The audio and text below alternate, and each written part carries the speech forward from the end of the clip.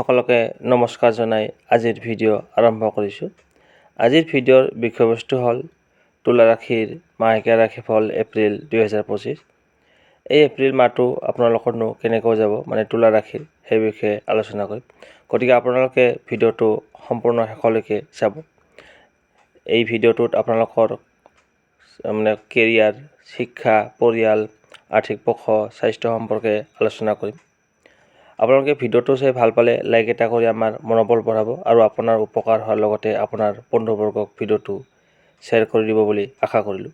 যিসকলে এতিয়ালৈকে মোৰ চেনেলটো ছাবস্ক্ৰাইব কৰা নাই, এতিয়া ছাবস্ক্ৰাইব কৰি অল নটিফিকেশ্যন প্ৰেছ কৰি দিব। সঠিক আৰু শুদ্ধ ৰাশিফল পাবৰ বাবে চেনেলটো ছাবস্ক্ৰাইব কৰি দিব। বেছি পলম নকৰি আহক তেন্তে আৰম্ভ কৰোঁ তুলা ৰাশিৰ মাহেকীয়া ৰাশিফল 25 চনৰ এপ্ৰিল মাহটো। প্ৰথমতে আহিছোঁ আপোনাৰ কৰ্মক্ষেত্ৰত এই মাহটো আপোনাৰ বাবে মধ্যমীয়া ফলদায়ক হ'ব। কামত যুক্ত হৈ থকা ব্যক্তিসকলে উত্থান পতনৰ মুখামুখি হ'ব লাগিব।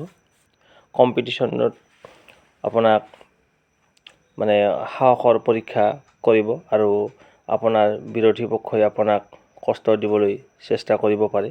গতিকে আপুনি সাৱধান থাকিব। এই মাহটো ব্যৱসায়ীসকলৰ বাবে অনুকূল হোৱাৰ সম্ভাৱনা আছে। ব্যৱসায়ীসকলে সফলতাৰ সম্ভাৱনা থাকিব এই এপ্ৰিল মাহটোত। এতিয়া হৈছে আপোনাৰ শিক্ষা, মানে ছাত্ৰ ছাত্ৰীসকলৰ এই মাহটোত শিক্ষাৰ ক্ষেত্ৰত বাধা আহিব পাৰে। গতিকে আপোনালোকে বাধা নেওচি আগবাঢ়ি যাব লাগিব। অনেক ধৰণৰ সমস্যাই আপোনাক কষ্ট দিব পাৰে। প্ৰতিযোগিতামূলক পৰীক্ষাৰ বাবে প্ৰস্তুত হোৱা শিক্ষাৰ্থীসকলেও কঠোৰ পৰিশ্ৰম কৰিবলগীয়া হ'ব পাৰে, কাৰণ কঠোৰ পৰিশ্ৰম অবিহনে কাম কৰা সম্ভৱ নহয়। গতিকে আপোনালোকে শিক্ষাৰ ক্ষেত্ৰত কঠোৰ পৰিশ্ৰম কৰিব লাগিব।